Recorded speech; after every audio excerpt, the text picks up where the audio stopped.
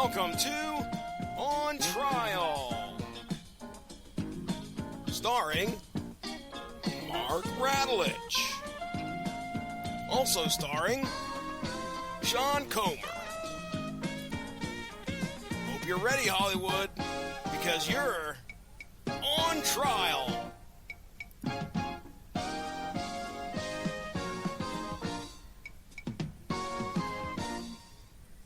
All rise. Court is now in session. The Honorable Magilla Gorilla is presiding. This is On Trial. I'm your host, the mandated reporter, and frankly, I'm mortified, Mr. Mark Radulich. And this is the final stop on the Monsterverse week. Tonight on the docket is the 2005 epic from Peter Jackson, the man who brought you the Lord of the Rings trilogy and the Hobbit trilogy, King Kong. Yep, I talked about this in a previous show. Been wanting to do it for a while. It's one of several King Kong movies. There was the 1933 original. There was the 76 remake. Obviously this one, Kong Skull Island, etc. And some this or that ones in between. We did a commentary for King Kong vs. Godzilla last night, myself and Jesse Starcher and Robert Winfrey, and then I think there was like a sequel to the 70s version, etc., etc. In any case, so I will be prosecuting this film tonight, and boy, I've had a kind of a rough time trying to figure out exactly what it is guilty of. I finally got there, and we'll talk about that momentarily, but your defending attorney this evening is Sean Comer. How do you do, sir? Howdy ho. In some weeks, I really, really, really enjoy my job. This is one of those weeks. You a big Kong fan? Have you worked your way through any of the previous movies? Was this the first one you saw? I have never seen the 1933 RKO original. When I was a kid, I saw what year was the remake? 76. I saw the 76 remake on home video and loved it. And the next Kong that I saw was actually this one. And this was kind of a momentous occasion because I saw this in theaters. I'd seen it a few times on home video after it came out. But this was the very first time I ever sat down to watch the extended cut. Yeah, it's the version I watched, too. Mm-hmm. I'm pretty sure I saw this one in the theaters back in 2005. What I remember about it, just kind of thinking back to what the movie was and everything, I remember it being long. I remember being excited about it because it was Peter Jackson, and we were just coming off the heels of The Lord of the Rings, which is one of my favorite trilogies ever. I didn't remember what the critics thought of it, and kind of reading through the history of it, and you're going to touch on that momentarily, I would imagine. I didn't know it did as well as it did critically. Like, I didn't realize the critics loved it as much as they did. What I do remember, and I had this confirmed, if nothing else, then by the audience score on Rotten Tomatoes, is everyone else hated it. just thought it was the longest, that's dreadful thing. That's not even remotely true. My experience with the film and talking to people, and again, you know, for what that's worth, and I get that, is people just hated this. No, numbers do not bear that out at all. In fact, and of course we'll get into this as it did well. Don't get me wrong. I'm not saying it didn't do well. Yeah, I mean, but more and more of these episodes, one thing I've noticed is we started this off way back in the old-timey times with the idea that we were going to make this into some kind of really structured Lincoln Douglas style debate, a real forensic style tete-a-tete over certain movies, and it's really broken down into us being almost Siskel and Ebert like at times, just with the structure that there is a loose plan for one of us to tackle one side over the other. But man, I'll tell you right now, as long as we're going with that gradual evolution of things becoming a little less formal, the only complaint that you will ever hear about this movie consistently It's the most unoriginal form of bitchery. It's too long. Yeah, that's up there. But that's it. But that's the only complaint. Nobody else ever has a single valid original criticism about this, except for the fact that it was too long. Okay. Which I'll get to, because amazingly I disagree with that profusely. But man, there is not a single quantifiable metric by which this movie did badly. No. And you're right. It was on a budget of 207. It made 562 million. I mean, I'm sure people wanted more, wanted to do better. Get up there in the sevens, or maybe even make crack $1 billion. But it still did. It did well for its time. I think, and then we'll get into notes here. I think my only thing about it is. And again, it could be just, like my memory, what I'm remembering of the conversations that I had that were negative. But like I said, everyone I ran into, they complained about the length. They complained about other things too. I feel like having watched it, and granted I watched the extended cut, but I feel like at a little over 3 hours, there's a 2.5 hour movie in here that's dying to get out. And I feel like Peter Jackson, this being the immediate project he worked on after Lord of the Rings, had a lot of goodwill coming out of Lord of the Rings, and and he sort of fell into his own trap of this is how it comes across to me with this movie. He fell into the trap of, well, I did 3 hour Lord of the Rings movies, and people like those. Surely, if I keep doing that sort of thing, people will continue to respond positively. And it's like, Peter, not every movie deserves a 3 hour epic. They just don't. No. But the problem is, he made a 3 hour movie that embodies the spirit of one of its main characters. Okay. Well, we'll break that all down. Why don't you give me some of them hot notes? Sure. I mean, after all, when it comes to this movie, that's arguably the best place to start.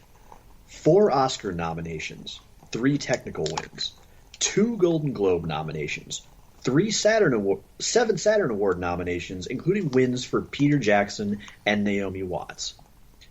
Rotten Tomatoes score, 84% based on 267 reviews. Metacritic, 81 out of 100.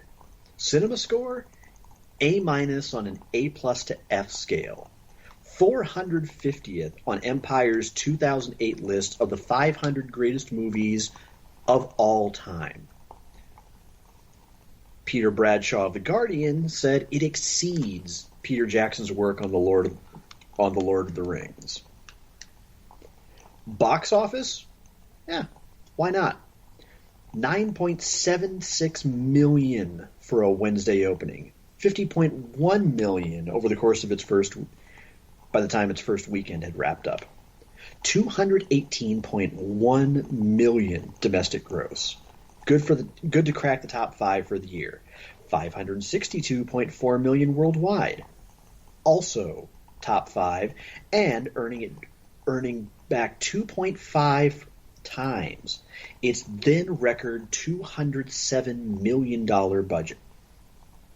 Over $100 million in home video sales, the largest 6-day performance in Universal history to that point. And at the time, it was the 4th highest grossing film in Universal history. Please, by all means, take a moment to just consider the franchises, the legacies, the icons that takes into account. And it's even one of the rare summer blockbusters to produce a video game adaptation that was both a commercial and massive critical hit pretty much across the board. And yet, this gets regarded as a failure. Why? Well, let's start by taking a little look back at the history of how this all came to be. For one thing, you have to understand, when we call this a literal lifelong passion project for Peter Jackson, that is not even the remotest exaggeration. He fell in love with the 1933 RK original at 9 years old, and actually broke down in tears in front of his TV when Kong fell from the Empire State Building. A 12-year-old Jackson once attempted to create the film using his parents' Super 8mm camera and a model of Kong constructed from wire and rubber using his mother's fur coat for the hair. I mean, obviously it was a lifelong favorite film, but it was also what inspired him as a teenager to decide that he wanted to become a filmmaker. He became an absolute Kong scholar, collected memorabilia, read every scrap of history that he could about the legendary franchise. For those paying attention in the 1992 film Brain Dead, he even honored his muse by naming the origin of the zombie plague Skull Island. But his history trying to get it made actually really begins proper back in late 1995, when Universal brass were absolutely blown away by the early visual effects and dailies from his work on The Frighteners. They were adamant to work with him on something else in the not-too-distant future, and late that year, they gave him a first crack to remake 1954's Creature from the Black Lagoon. He turned it down, but Universal wasn't backing down so easily. When they got wise to his obsession with Kong, they decided to offer him the chance to helm their remake. No lawsuits to think about. After all, Kong was in the public domain. However, Jackson actually turned it down at first. But he then had second thoughts because he considered the possibility that someone else might take up the project and get it wrong, and that kept him up just enough nights for him to change his mind. Now, here's where things really start to get interesting. Because at the time, this was when his initial pass at trying to get it made began, as part of a working partnership with Harvey Weinstein and Miramax Films. At the time, he was actually working alongside them to first purchase the film rights to The Hobbit and the Lord of the Rings. Meanwhile, 20th Century Fox had him pegged to lead their eventual 2001 remake of Planet of the Apes. Yes, that one. Jackson turned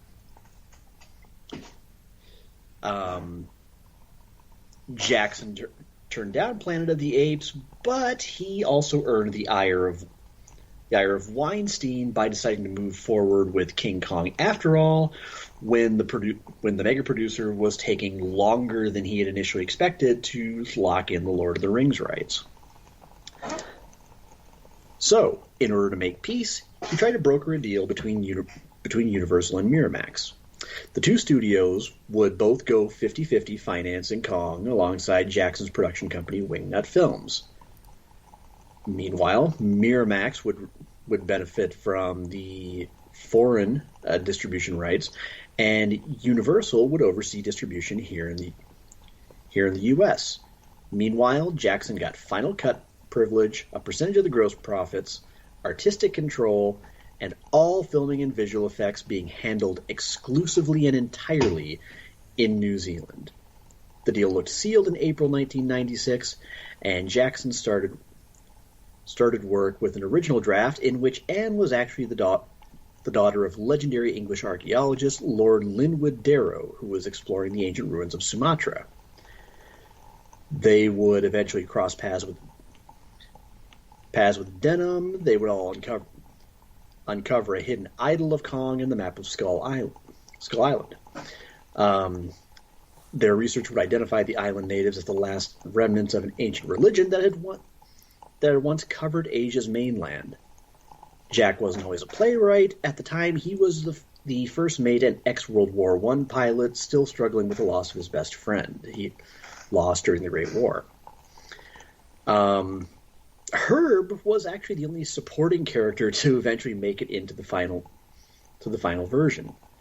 There was also a different spectacular battle between Kong and the three Rexes, in which Anne gets caught in one of the Rex's jaws, gets slashed by the teeth, and Kong gets her out, but she eventually has to recover from a nasty fever stemming from an infection. When Universal approved the script, the idea was to go ahead with Robert Zemeckis executive producing. Filming was set to begin sometime around 1997 and actually eyeing a 1998 release date. We had a few cast changes along the way. Anne was originally going to be played by Kate Winslet. Minnie Driver was under consideration at one point. Jack Driscoll and Carl Denham were respectively at one point to be played by George Clooney and Robert De Niro. However, things hit another snag in January 1997. See, with Godzilla right around the corner, as well as a Mighty Joe Young remake and the aforementioned Planet of the Apes, Universal started to get cold feet about another giant monster movie. They left it in the dust a whopping 6 months into pre-production design, and Jackson instead went his separate way to go make The Lord of the Rings. When that took off, along came another opportunity to revisit Kong. At the time, Jackson offered New Line Cinema co-financing alongside Universal, but the house that Freddie built passed it right up. Originally, Universal and Jackson wanted a $150 million budget, which eventually shot up to $175 million, and later $207 million. Keep those numbers in mind. It's about to hurt. In order to keep this moving forward, Jackson brokered yet another deal with Universal, this one placing a colossal bet on himself. As part of the deal, he would receive a $20 million salary against 20% of the box office gross in return for directing, producing, and co-writing. He would share that fee with his co-writers. However, should the budget exceed $175 million, Jackson would be on the hook for the penalties. Suffice to say, it did. Well, really, the rest is history. It spent a massive several more years in production, and, well, you heard those results. It's really pretty hard to argue with it. Aside from people complaining that the movie is just too long, and the movie not meeting whatever expectations Universal cooked up, how do you really call this a failure? It's a great question. All right. So here's the plot, such as it is. 1933, during the Great Depression, New York City actress Anne Darrow was hired by financially troubled filmmaker Carl Denham, played by Jack Black, to star in a film alongside actor Bruce Baxter. Anne learns her favorite playwright, Jack Driscoll, played by Adrian Brody, is the screenwriter. Filming takes place on the SS Venture under Captain Engelhorn, and under Carl's pretense it will be sailing to Singapore.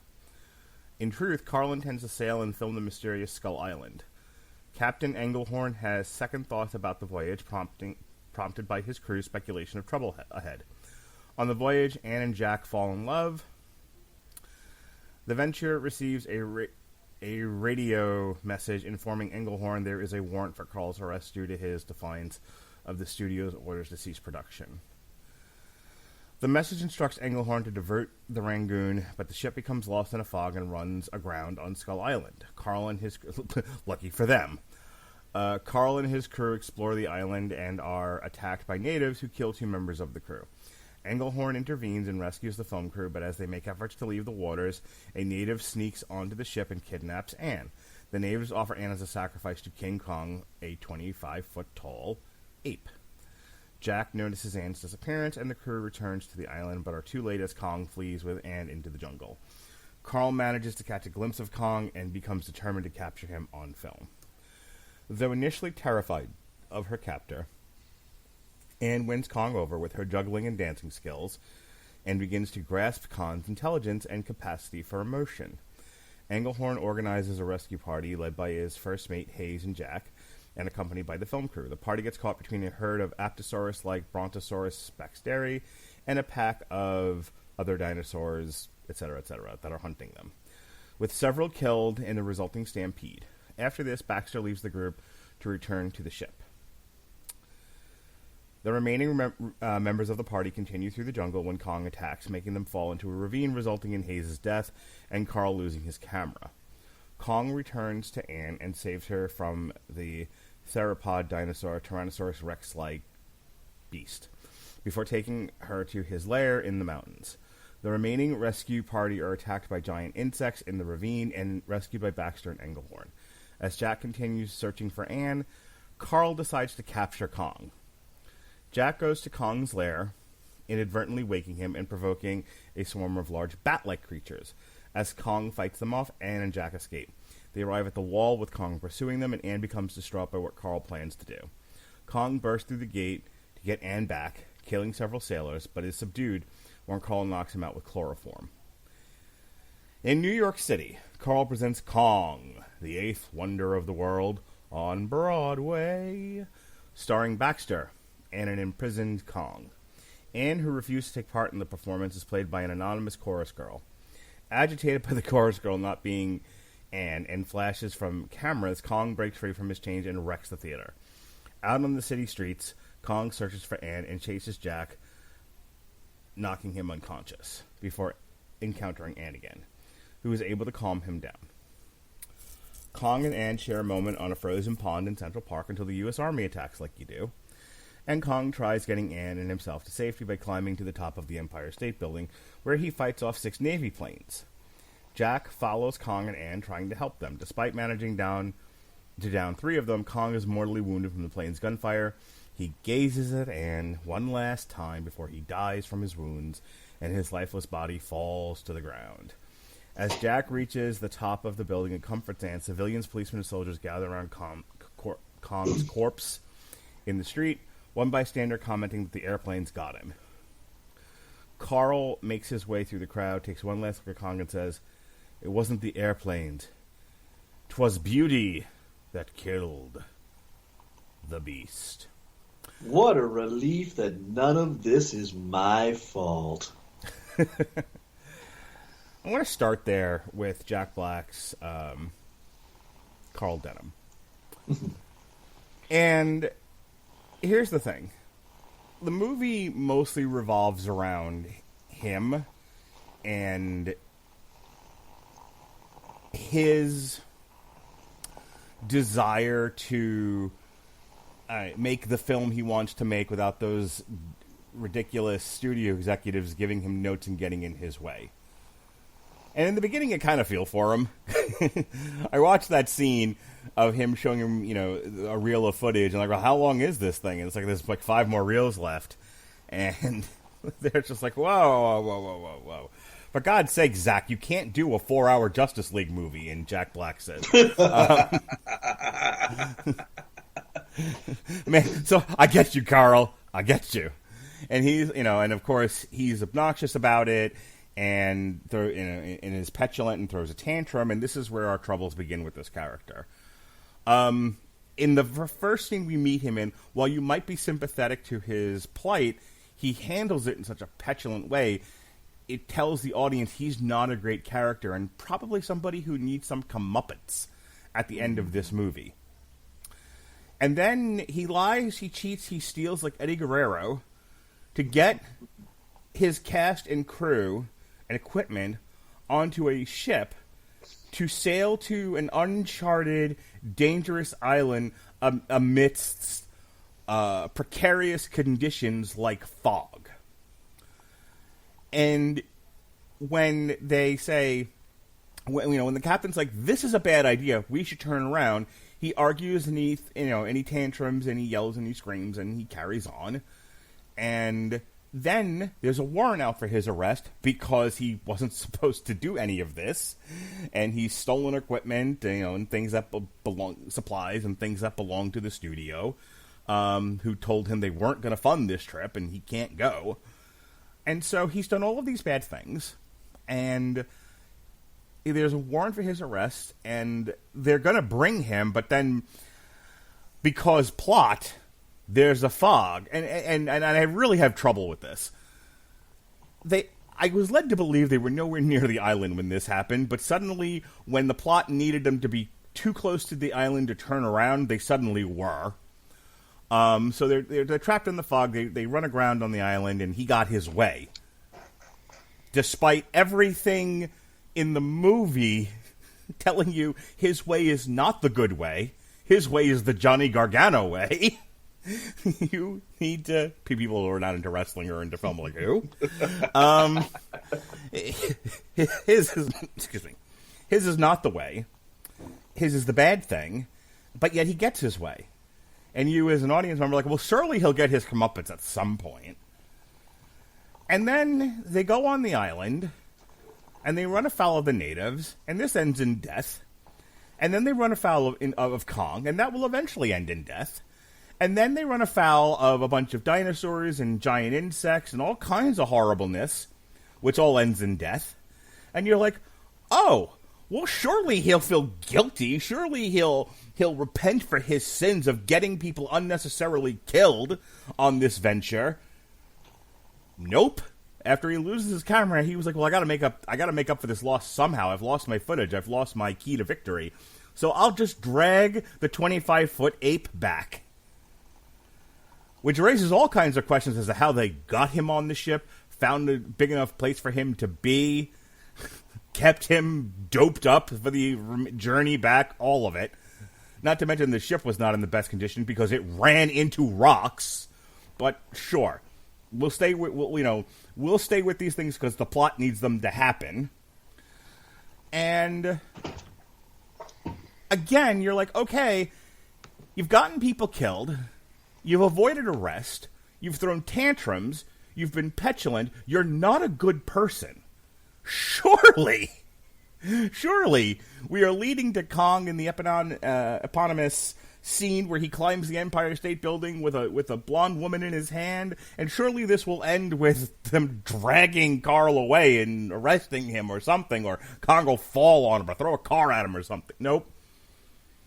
None of it. Carl doesn't even get any comeuppance for Kong destroying the theater. Like, there's never a moment in the movie where after he's done all of these terrible things and he's unleashed a terrible monster upon New York City, that's going through a depression, mind you. Not like these people haven't had it bad enough, but now there's a giant ape tearing apart Midtown. And nothing happens to him. Nothing. The entire third act of this movie is him getting away with all kinds of terrible things. And then at the end, he gets the last line. It wasn't the airplanes.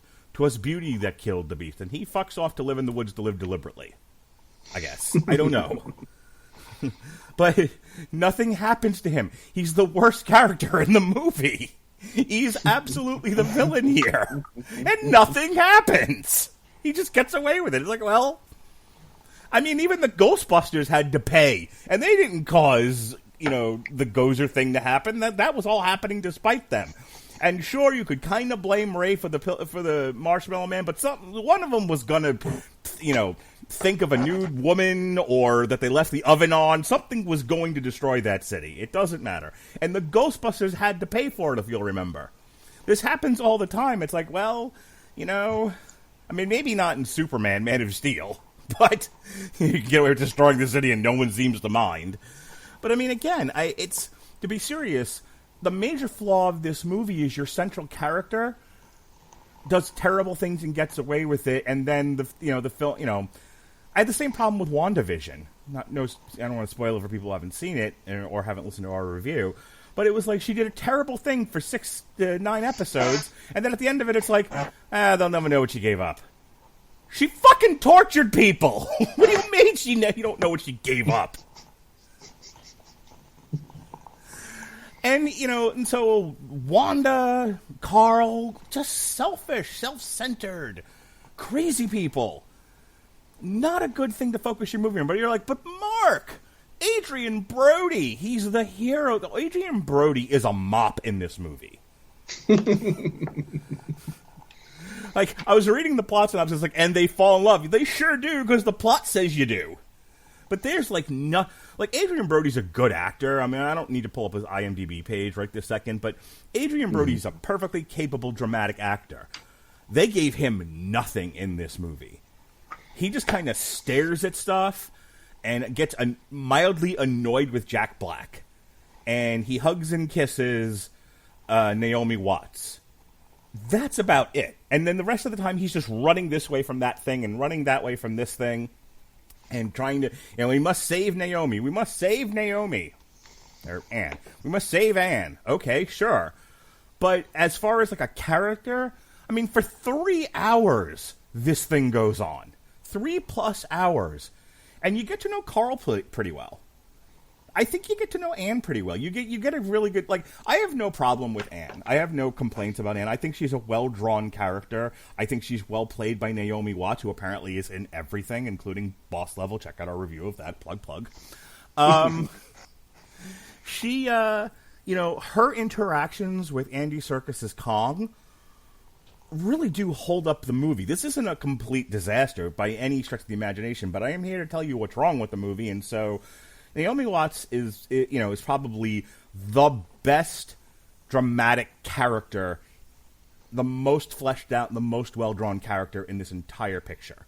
And they do a great job of getting Kong through Andy Serkis and motion capture to emote on camera. So no problems there. And they actually had, weirdly enough, and I can't believe I'm about to say these words, but Naomi Watts and Kong have, good chemistry on screen. They're fun to watch. When she's dancing and juggling with him and, and he's kind of knocking her over and finally she's after the 8th time he's done it, he's like, all right, knock it the fuck off already. And he's like, that's all fun stuff. And it's believable at the end that she sort of turns on the human race and looks up at Kong and says, I wish they wouldn't kill you. You seem fine. None of this is your fault. All right, cool. I get that. I get how she got to that point. The problem is, so much of this movie rests on Adrian Brody, who's doing stuff visually, but is not an interesting character. And so the point is, there are no heroes in this movie. There are no protagonists as such. Your one protagonist sucks. He's just a terrible human. Your other protagonist, I guess, is Kong, who we don't meet until we're an hour plus into the movie.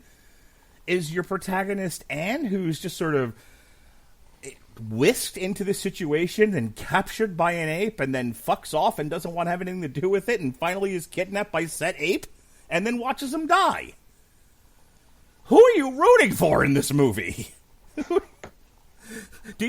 Are we supposed to be the human beings suck? And they do. Most of the human beings do suck in this movie, especially towards the end where I'm meh, stupid ape. Why would you climb a building? That's crazy talk. Okay, but these are also people who just had, their homes and stuff and buildings and, were put in great peril by this giant beast. I get I get their anger, I guess. I just,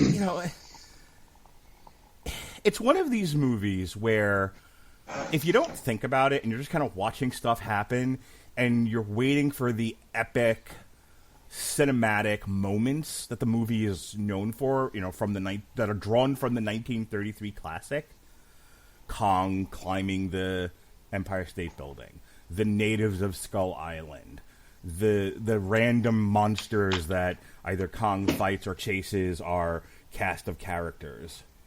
You wait for those things to happen, and they do, and those draw attention from the fact that the rest of your cast is super thin. There's nobody to root for, and you're like, okay, at the end of it, you're like, well, what have we learned here? Leave the fucking animals alone. That's it. That's the lesson of the movie. I understand there's more, and there's deeper things to draw from the Kong analogy, but I don't want to get into any of that. Just from a purely watching this particular movie experience, all you can walk away with is there are great visuals, and man should leave nature alone. Great. I've only seen that in a zillion other movies. I didn't need 3 hours of this to tell me leave the fucking animals alone.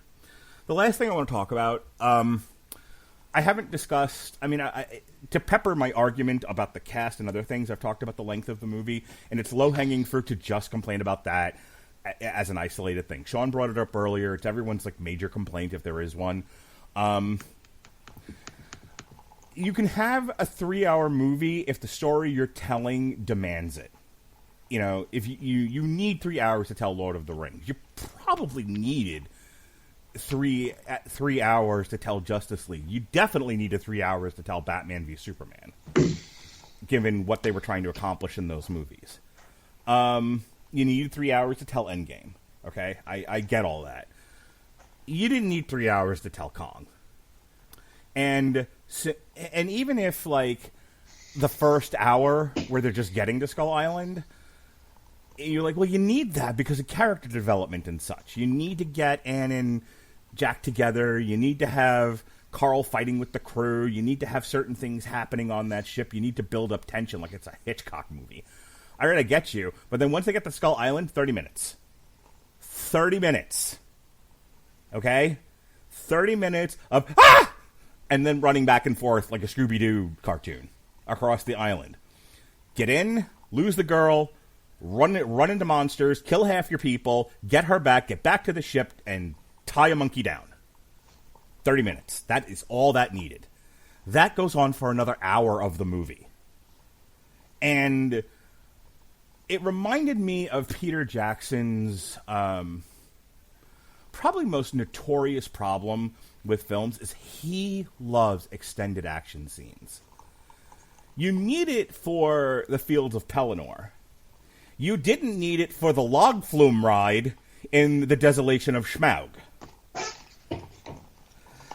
Okay? You didn't need, the extended action scenes that run afoul of the entire Hobbit trilogy. Holy cow. I mean, I love those movies, but man, does he love to go on forever in those action scenes where it's just kind of some snappy editing, some really cool visuals, and get in, get out. That's it. Not every action sequence, not every meeting of a monster needs to be a fucking 45-minute unsanctioned lights-out match. It just doesn't.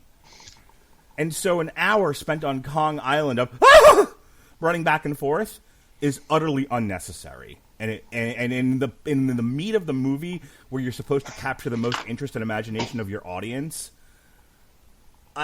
you lost me. And every complaint that I've read about this movie is people, like, in the best parts, the most action-filled parts, people were bored because it went on forever. And then the third hour of the movie is them in New York. Half an hour. Ta-da! Kong! Ah! He gets free, wrecks New York, climbs a building. As much as I enjoyed him picking up random white women going, nope. Away with you, honky. Just running around, sniffing white women and like he's Joe Biden and running away. It's fine. It was amusing the first 3 or 4 times he did it. I didn't need 20 minutes of it, though. Make your film. Make your point, move on to the next thing.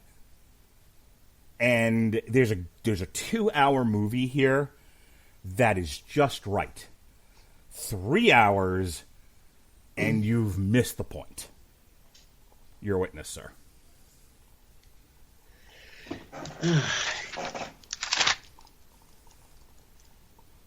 Hang on, sorry, you may have to edit this for a second. I kind of lost my train of thought for a moment. Okay. Yeah. I just like I said. You know what? While you gather your train of thought, let me tell people about one of our great sponsors here. Edit Schmedit. Yeah, exactly. Grammarly, folks, for you listeners of the On Trial podcast on the Radulich and Broadcasting Network on W2M. Grammarly is offering a free download of the Grammarly software. Grammarly's AI-powered products help people communicate more effectively. Grammarly helps you write mistake-free on Gmail, Facebook, Twitter, LinkedIn, and nearly anywhere else you write on the web. Grammarly corrects hundreds of grammar, punctuation, and spelling mistakes, while also catching contextual errors, improving your vocabulary, and suggesting style improvements. To download Grammarly today, go to getgrammarly.com/W2Mnetwork. That's getgrammarly.com/W2Mnetwork to download Grammarly for free. Your witness, take two. You know, it's an eye-opening experience watching this movie 16 years after it came out. And I've come to realize a lot of things about it that I didn't at the time when I first saw it in theaters. I mean, hell, I think I first saw this on a date night with Alexis, believe it or not, just to kind of date things just that much further. And part of it is the fact that this is not just a straightforward action movie, even if that had been what Peter Jackson intended it to be. Sometimes you go forth, you make art with whatever degree of substance you actually intended, and even if you intended it to say very little, a little something else just kind of happens to bleed through of more significance. And this is not just masterful spectacle. It's kind of genius storytelling and filmmaking as a whole. And God forgive me, I'm going to lose some people with what I'm about to say here. And I don't care. Go ahead and throw it all out there. I am little kitty gives no fucks right now. This is a masterful commentary on the hubris and realities of colonialism. I don't venture to believe that was maybe what Jackson intended. Maybe he did, maybe he didn't. My research honestly didn't reach that far. But that's the thing about art, about any art, is that once you release it out there into the world, its meaning isn't always neatly confined anymore to what the creator had in mind when it was all coming together. And this particular version of the movie, probably more than any other before it, is going to be largely shaped by historical hindsight. Because, keep in mind, the original was a product of the Great Depression. It didn't have the kind of perspective on it that Jackson was able to display here, 72 years after the fact to when it was released. And so Jackson is able to paint this often much more kind of detailed portrait of an entire world, of an America of a different time that, we can kind of sit back and comfortably look at because we're not in the thick of it. We're not missing the forest for the trees. We're kind of seeing everything. And along the way, it manages to do something spectacular with that 3-hour running time. And it's why I say that if Carl Denham himself, if his greatest talent could be personified into a movie, it would be this one. Because every single time you think your patience has been exhausted and you're ready to walk away from it, it just finds a way to just kind of keep your eyes on it just that little bit longer that it needs to reinvest you. It might leave you just thoroughly emotionally and mentally exhausted at the end. I'm not going to front on that. But it does so absolutely beautifully all the way through. Everything from the absolutely picture-perfect, immaculate visuals and sound design to performances that somehow never feel like they're trying to devour every scrap of scenery in sight. There's this magnificent punch, this kind of satisfying impact to all of the physicality. And I mean, I know it's a stretch to think of a movie about a gigantic, shockingly intelligent ape battling giant bugs and dinosaurs, and to say that it never feels over the top. But I mean that in the sense that it never feels entirely contrived.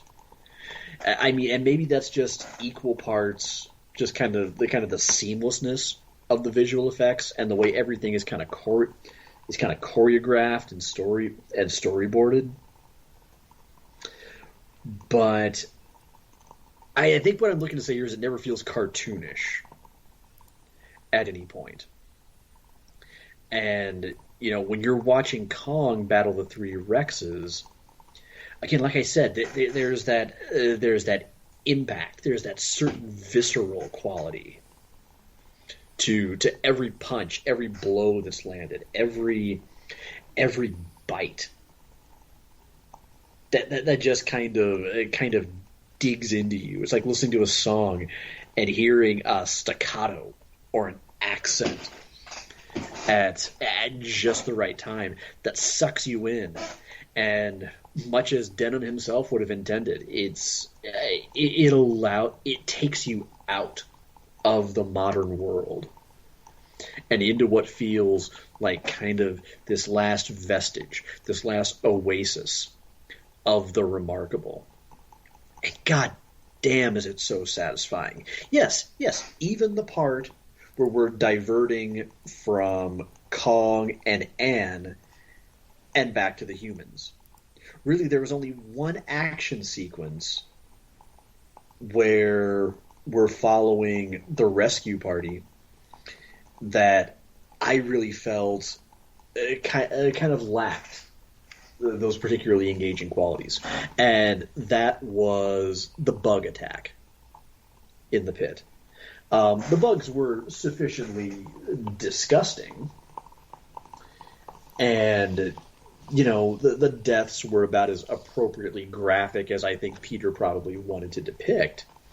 But, you know, I'll even give that one a little bit of a pass because it displays how Jackson can take a scene like that in anyone else's hands would have been just another monster sequence in a horror movie. Just another great moment of snuff. And takes it and turns it into a little bit of a subtle character moment. Because, and a moment that really defines everything that is toxic and detestable about Carl. Because you look around at this party that has just plummeted to their certain doom, that has watched friends and compatriots, and in Jimmy's case, a beloved father figure die before their eyes. They're staring around them, just kind of trying to process this carnage and this hopelessness. You know, they're looking at corpses and twisted limbs, and what's reducing Carl to tears? His busted ass camera. The lost film. That is what finally snaps him. That is what finally sends him cuckoo for Cocoa Puffs. Everything else around him that can't possibly be quantified, that you can't put a value on. And he just loses it over his fucking movie. The film that, now that it's ruined, has got so much blood all over it. Facing certain doom, this is his number one priority. And, you know, if I'm going to backtrack to anything, to kind of start refuting some of the prosecution's claims. Let's start with Carl for just a moment, okay? Carl Denham is a chaotic, evil black hole of sociopathic hubris. That is what he is.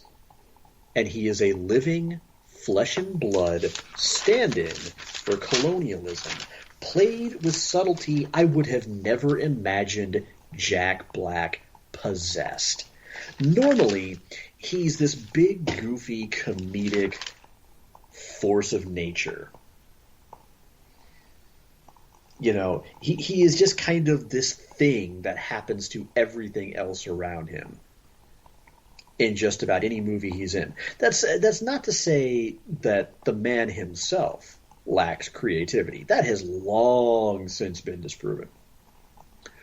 Or that, you know, he's not more than likely highly underappreciated as a comedian. But in this case, he has to be a conniving human being. Again, he's the embodiment of chaotic evil, and he is the perfect avatar for the force of colonialism. He comes to this far-off, untouched place. You know, the last dark, shadowy corner of the map. One of the places that has never asked for outsiders. It has never courted them. It never wanted them. It wanted one thing and one thing only, and that was to be left alone. But he comes bearing the kindest of tidings and the best of intentions. And as he trudges forth against being pretty much identified in every possible way as an unwanted intruder, he just continues to ruin and taint absolutely everything in his path. He doesn't care who he sacrifices. Every bit of pity and sympathy that pours forth from his mouth is nothing but lip service. Crocodile tears to hopefully distract from his single-minded pursuit of just inflicting the civilized world's presence with the idea that somehow everyone else will be better off for it, for his having been there. Thank God for Carl Denham. What else would we have ever done without tons of fun? And I mean, if you really want a perfectly good real life avatar, or not avatar, I keep using that phrase, parallel, I would strongly suggest Googling John Allen Chow. If that's not familiar, I'll kind of give you the short version of it. He was an ambitious, perhaps well-meaning Christian missionary who sought to bring the gospel to an isolated tribe on an obscure island in the Indian Ocean. He had been warned time again, stay away from the island. They want nothing to do with the outside world. They don't mean us any harm. They don't mess with us. They just want to be left alone. But he insisted. They fired warning shots at him. He insisted anyway. He kept going. He kept pushing, and eventually, it's about what you can imagine. Imagine Boromir, only much wussier and dumber. Yeah, I said it. There was then a massive outcry by many within the Christian community, vilifying the tribe for their hostile actions towards him, and insisting that local governments should intervene to reclaim his body. And I'm sorry, but why? You were warned, white man, in the most explicit possible language. Stay the fuck away. We don't want any. And you didn't listen, and now you're dead. And that is what we have here. Forth these foolhardy modern men march onto this island, and they prove to be woefully, hilariously unprepared to survive an entirely alien, supposedly inferior world to their own. For all their guns, all their industrial innovation, a few barely manage to escape with their lives by the skins of their teeth from this world that they looked down on and patronized and saw as an amusement, a sideshow for their people to take in for the cost for a quarter, for a 25-cent theater ticket. And they are absolutely overwhelmed by it at every single turn. And you actually see a few varying reactions of it. You said that Adrian Brody served no real purpose in the movie. As a focal point, no. But if you look at it through this particular lens, Jack and Anne are the stand-ins for the conscience of the audience. The ones who see that, yes, the ones who we absolutely should be rooting for are the tribe and Kong. Because these colonialist invaders have just marched into an alien world they were unprepared for, that they didn't respect. And quite frankly, so many of them got what they deserved, and by the time they realized how far in over their heads they were, for many of them it was too late to really turn back once they had kind of learned that respect the hard way. And that is what they're there for. And I mean, it's telling that really when you think about it, Kong did not come to New York looking to start trouble. He didn't come looking to conquer us.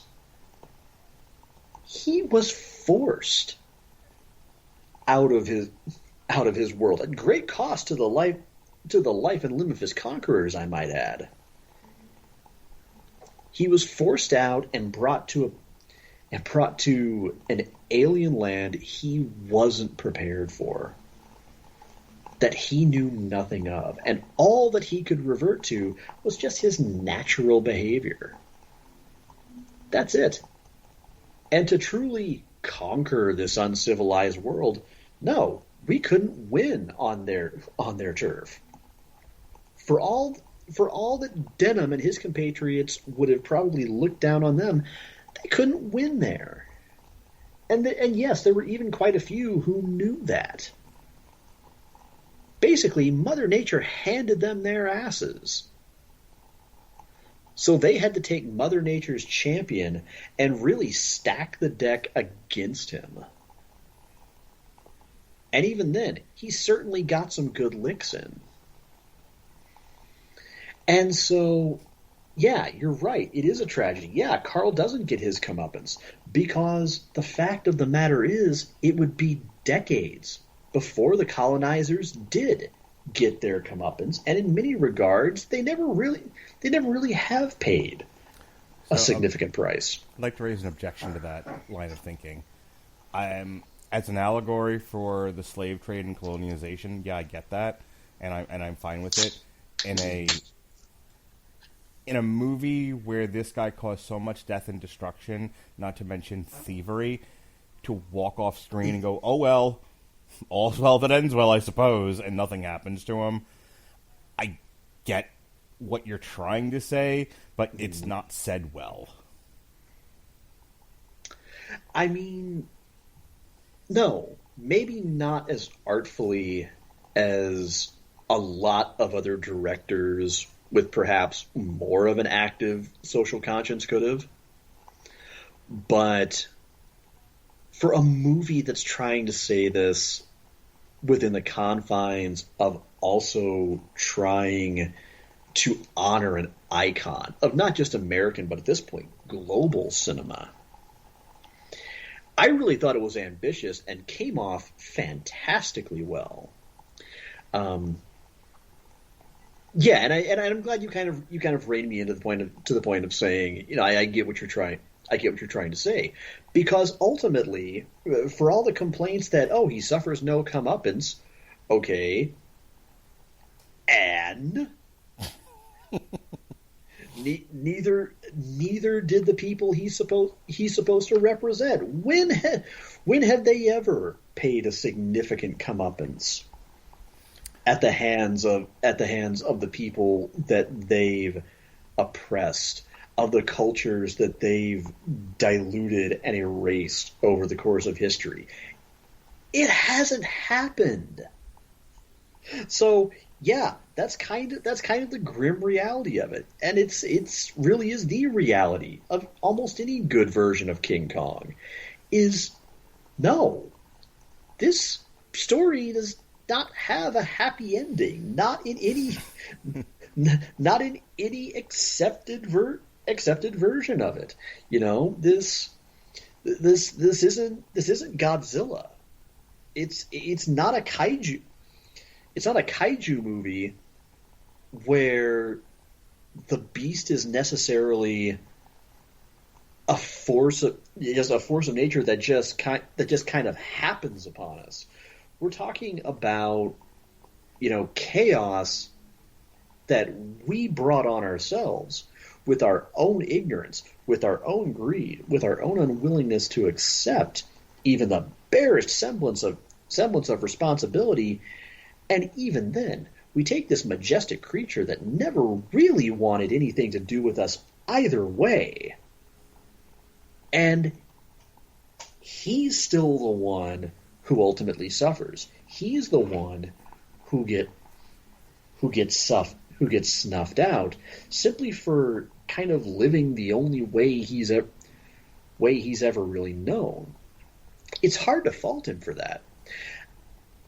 But I'm going to move on. I'm going to move on from that because I'm well past the point of belaboring that.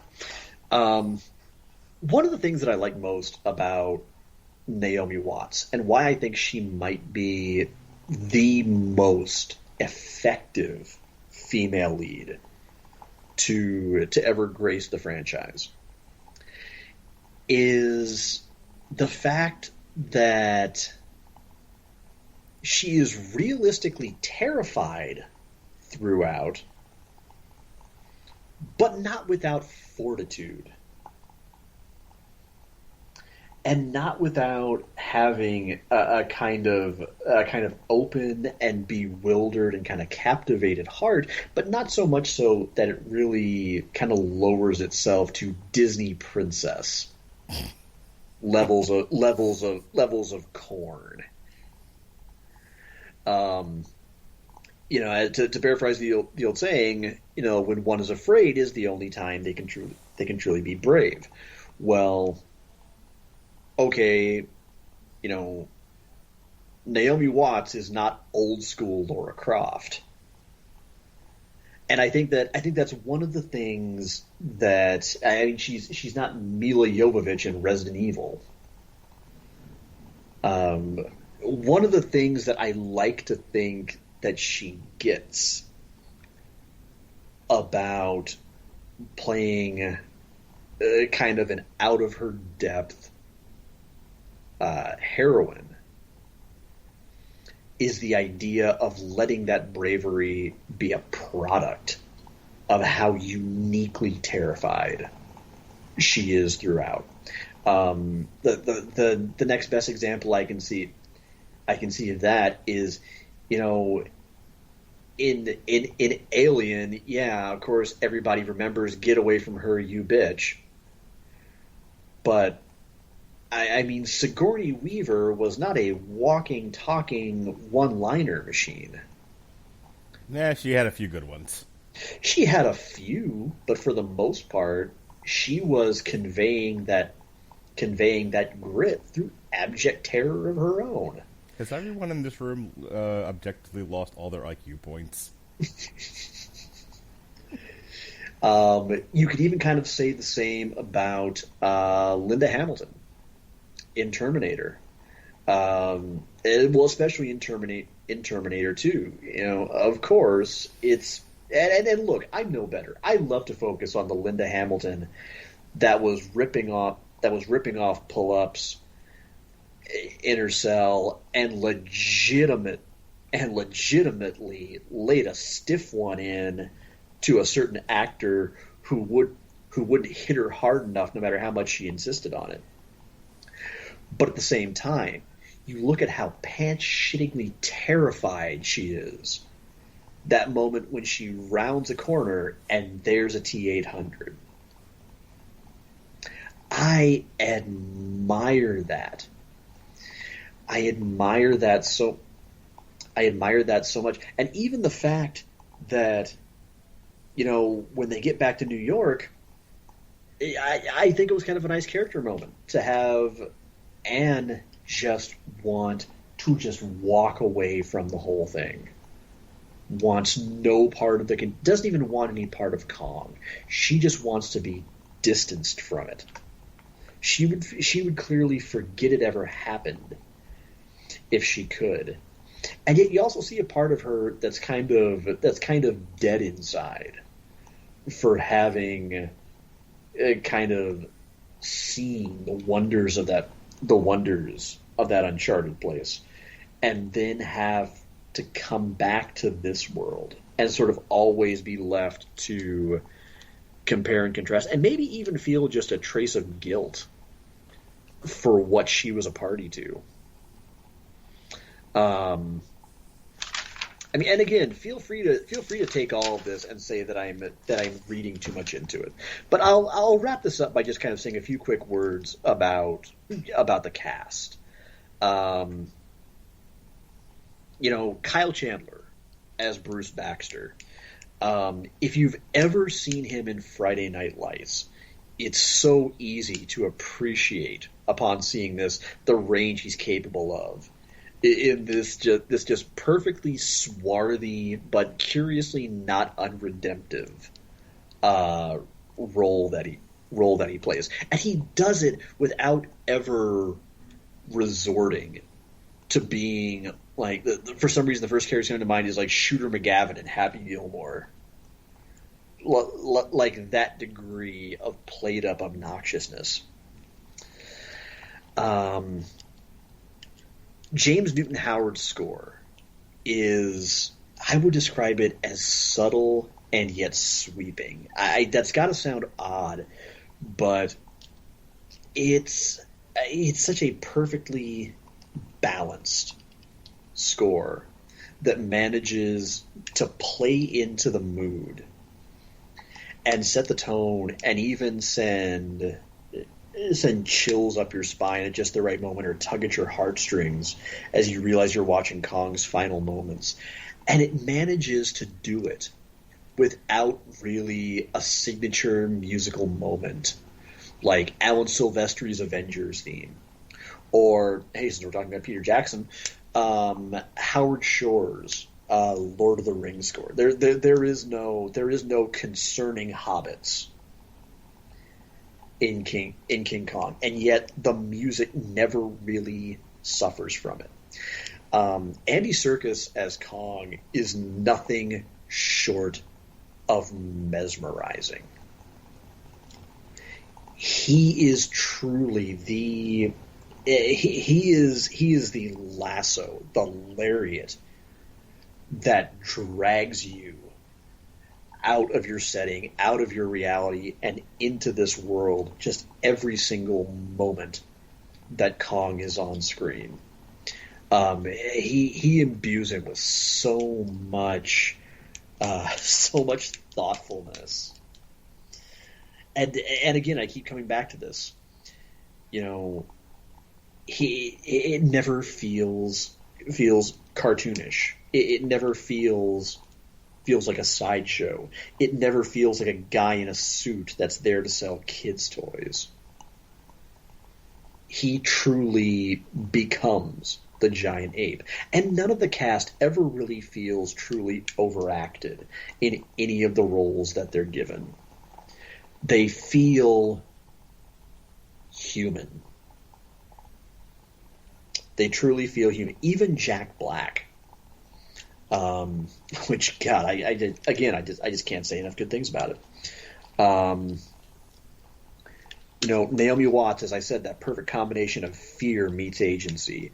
Adrian Brody is just kind of classically sensitive and dashing. Like, he's the kind of leading man that you can drop into just about any era of film, and he would be right at home somewhere. I had no idea Jack could be such a satisfying villain. It's a visually immaculate movie that is surprisingly thematic. It is incomparable style, and yet not without substance. And to bring it all home, there is shockingly little wasted motion. Again, I watched the extended cut, and I never felt lost. I never felt bored. I never felt anxious. Were there moments where I maybe started to waver just a little bit? Yeah, sure. But again, like I said, appropriately, just like Carl, it always found a way to just pull me right back into it and just kind of keep holding on to me, whether it was with the visuals, the music, the performances, or really even kind of thinking about what I was watching. I love this movie even more than when I saw it in 2005. So, just a word, and then I think we'll start to wrap, because I don't have a tremendous lot to say. I don't disagree with you on Naomi Watts' performance. I think she's great. I think Jack Black's great. I think a lot of this movie works. I just, as I said before, I don't love Adrian Brody as the dashing leading man. I think after the first hour, he's just sort of reduced to guy running from monsters. And then in the third hour, he's guy running after girl with monster. There's not much to him, and I wish he had been fleshed out more. I wish we had gotten a better sense of who he was. I feel like a lot of his stuff with Naomi Watts is rushed. Like, we got to make him fall in love on the 5 minutes we've got to deal with this on the ship, because we have 95 other minutes to deal with other stuff. I'll grant you that. Jack Black's great. Jack Black's performance is probably one of the best in the movie. As a character to sort of focus on, he's fun. He's great. He's very dramatic. He's very fleshed out. I feel like I very much know this character. He's also a pile of shit. And, I was thinking about something that Robert Winfrey had said when I put up my son's little blurb about the movie. He came in at about the time that Kong got shipped off to New York. And so he watched that last hour with me, and we just did the Godzilla versus Kong and Kong Skull Island, and a couple of years back I took him to go see with his sister Godzilla King of the Monsters, and so he's into these movies now. So he watched the last hour, and when Kong dies, his reaction was, for those that don't follow me on Facebook, he was like, "I don't understand. How could you kill the main character?" Movie's fucking named King Kong. Why is he dead? And Robert Winfrey was like, you've introduced him to tragedy. And so the idea of, and I was thinking about that when you were making your counter argument about the nature of comedy and tragedy, and that not every movie has to have the villain get their comeuppance. They can get away with it scot-free. I mean, I was thinking, I referenced Chinatown recently on a comic podcast when we were talking about Ed Brubaker, and the bad guys get away with it in Chinatown. That's what leads to that last line. It's like, forget it, Jack. It's Chinatown. Well, I mean, fuck. The other day, I was actually listening to the Parcast show of Villains on Spotify, and it was which episode? Oh, I remember which one it was. It was their look at Adrian Veidt of Watchmen. Yeah. Okay, there's a villain who just got away with it, and in fact, he's basically a chaos villain.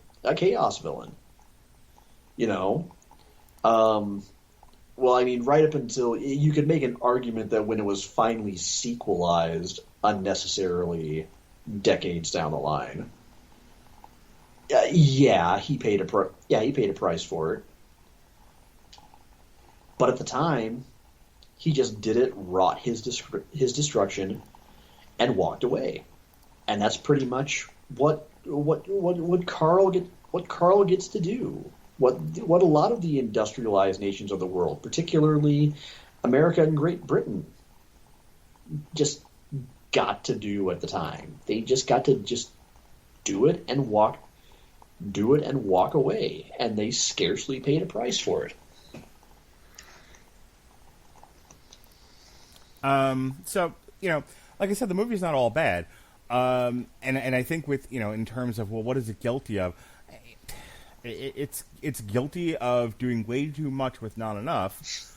And it's guilty of, I think that's my struggle. That's what I was trying to get at before, because I have Robert Winfrey now screaming in the back of my head. Why does every movie have to end the same way for you? Why do all movies have to have the same structure? Why can't you have the bad guys get away with it? Nobody gets punished. Bad things happen. Why can't this be a tragedy? Well, let me ask you something. At the time when this came out in 1933, RKO was kind of working with what the film industry had in every sense, from casting conventions to production to special effects. And yet they still made something that really captivated the imagination by doing the most they could with what little they had. Because, of course, keep in mind, this was also happening in the early years of the Great Depression. Right. Can you really say with absolute certainty that this isn't what a filmmaker of that era would have made if they had the kind of conventions and innovations and technology and ideas that unfurled over the ensuing 70-some years? I'm 100% with you. I absolutely, when I think back to, like, you don't even have to go that far back. When I think about films of the 70s, how many films in the 70s end in happy endings? End with people getting justice being served and people getting their proper comeuppance. There's a cottage industry of film that play around with, with the ideas of justice and people getting what they deserve. And so, I was just talking about visually and in terms of running time. Okay. But that too, though. I mean that too.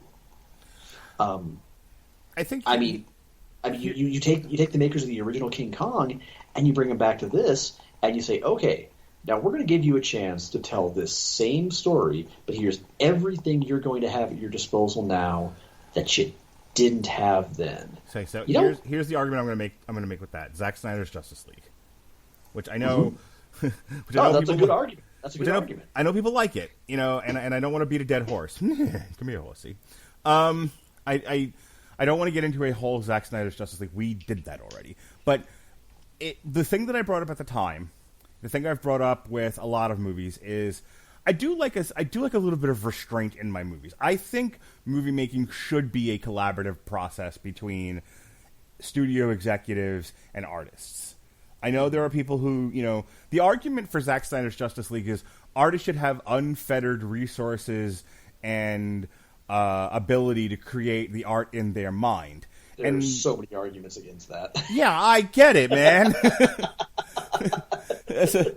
As a corporatist, I am against that sort of thing. I mean, Anne and I were talking, Anne as in the long-suffering future Mrs. Comer, and I were talking about this just the other day.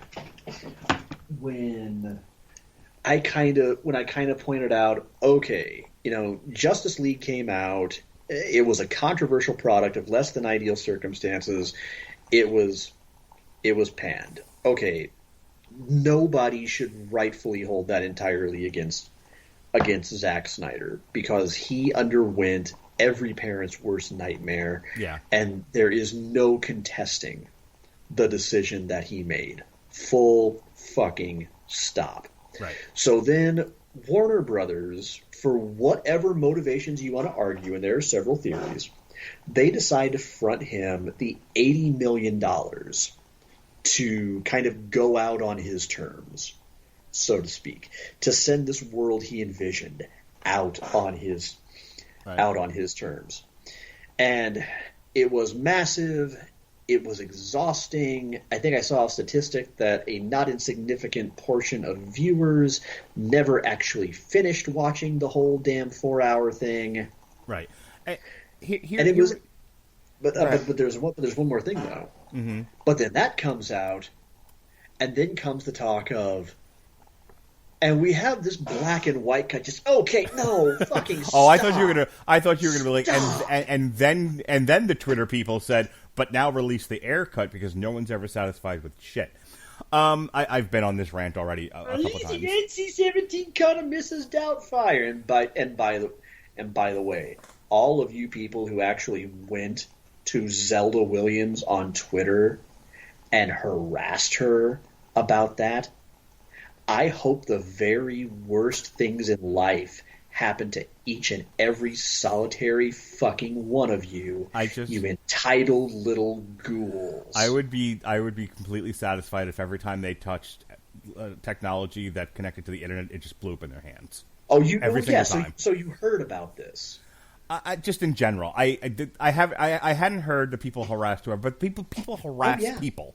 And that story happens all the time. And I was more thinking. I thought you were referring to the air cut stuff. Listen, no. I was horrified. Yeah, Chris Columbus comes out with just the odd kind of amusing little anecdote that because of Robin's tendency to improvise, there actually are even NC-17 rated cuts of Mrs. Doubtfire. Isn't that a hoot? And it was one thing when people predictably, and I sort of. God, I blame Serenity for this entire fucking phenomenon that we have now.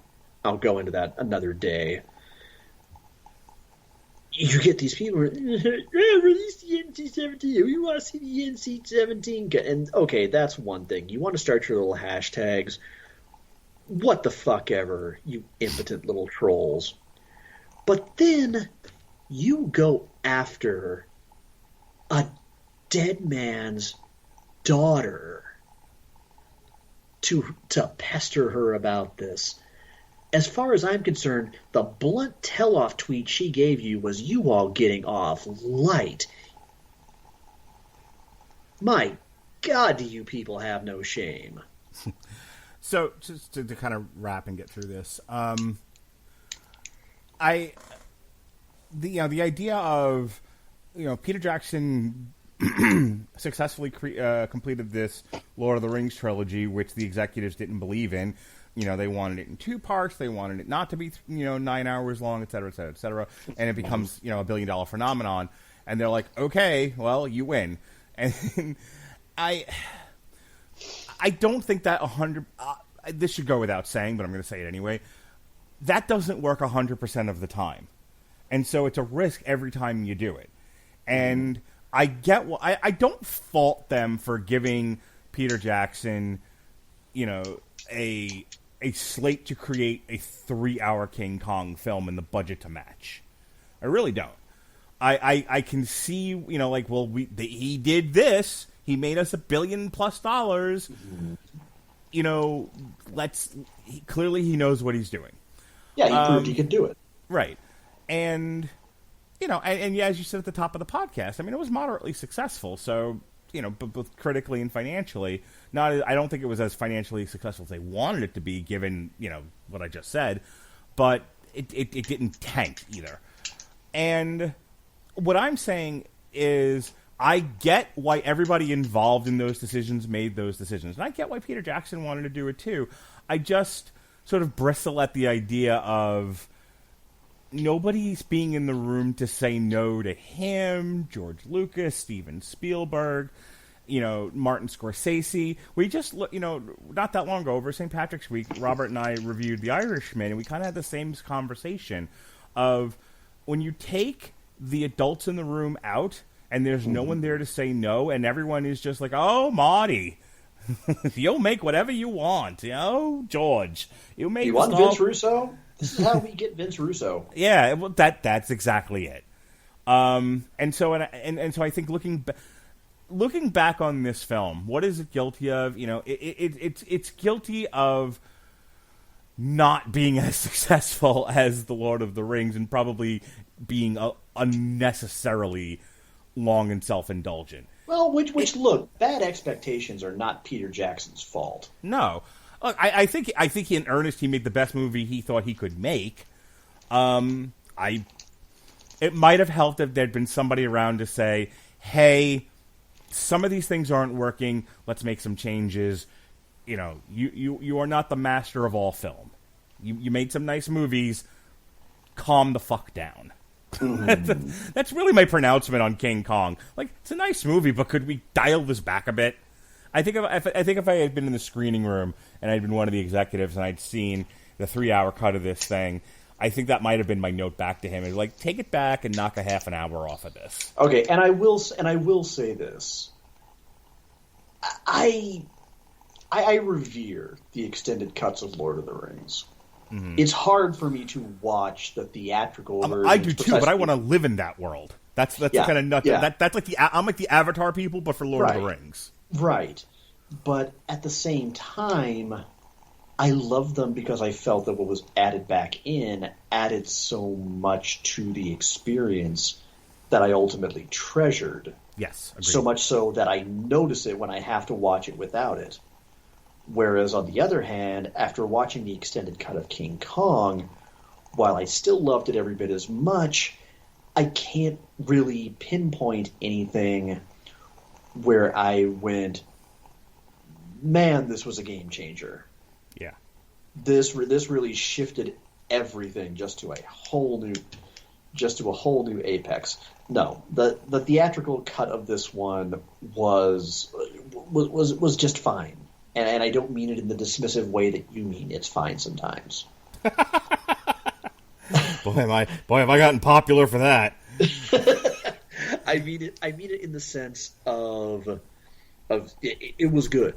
I feel like the theatrical cut, even though some people said it was way too long, I thought that I remember it pretty much nailing the sweet spot for me. All right. Last thing I want to say, and then we're done. We're doing plugs. I think the music in this is great. I think the score actually won awards. Absolutely deserved them. If you want to check out the score of King Kong, you should use our link at getamazonmusic.com/W2M Network. That's getamazonmusic/W2M Network. And you get a free 30 days of Amazon Music. You can check out this score. You can check out all the unlimited streaming that getting a free 30 days will afford you. You can listen to all the soundtracks you want, all the albums you want, all the albums we review on the Metal Hammer of Doom. It's all there, and they have a wide selection. It rivals any of the other streaming services that are out there, like Spotify and whatnot. If you've already got an Amazon Prime membership, and you've got the Kindle and you've got a Comixology, why not add the whole thing in there and do Amazon Music as well? You will not be disappointed. All right, Sean, what are you working on these days? Well, first off, I apologize. I know we talked off air about me not using a certain side of my fidget cube because it makes an annoying clicky noise, and there I was just doing it again. So I am so sorry. I completely forgot I was doing it. I'm so used to doing it during the day while I'm working. Um, my main side projects right now all center on twitch.tv/Comer Codex. If you're listening to this on Friday the 9th, I will be on the air from 8 p.m. Central Time, probably playing some BioShock 2. Saturday, same thing, from 8 p.m. Central Time. Probably playing, again, maybe some more BioShock 2. Might dive into some Mortal Kombat 11 or Injustice. But for updates on when I'm going to be streaming and what I'm going to be playing, it's always a good idea to go over to Twitter and follow me at Comer Codex. All right. So as we are recording this, we started this late Thursday night because of NXT TakeOver, and so we're now into just after midnight Friday, and this marks the beginning of our Flashback Friday series, going all the way back to 2013 when Jeff Harris and I used to review movies, summer movies in particular. So, in honor of those of you out there who want to restore the Snyderverse, we are starting with our review of Man of Steel from 2013. So that'll be up in the archives as you are listening to this. This caps off Godzilla/King Kong week. We reviewed Godzilla vs. Kong on Monday. Christine and I reviewed the comic book Godzilla in Hell. Jesse Starcher, Robert Winfrey, and I did a commentary for King Kong vs. Godzilla, and then we wrapped up tonight with our on trial of King Kong. Next week, we've got all kinds of wrestling stuff. Saturday is our source material for Invasion for Planet WrestleTopia with the creator of that comic. That's a really fun discussion. On Sunday, to go along with WrestleMania Night 2, we reached back into the Wayback Machine, into the archives, and we did a show called In Defense of the Ultimate Warrior after I was part of a draft where I drafted the Ultimate Warrior, and the guys I was doing the draft with fell into hysterics. I also drafted Goldberg. You know, I have a thing.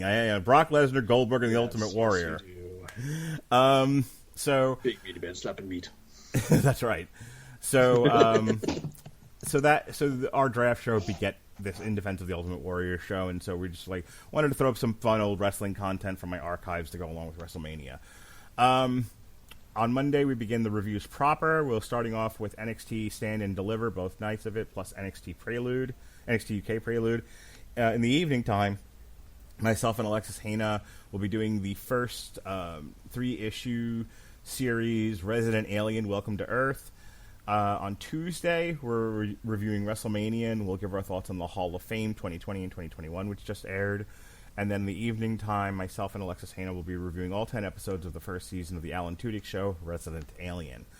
Wednesday night, myself and Pat Mullen are starting a new series called The Mania of WrestleMania, and we are going to be reviewing all the WrestleManias all the way up through 36-ish, or wherever we end up landing.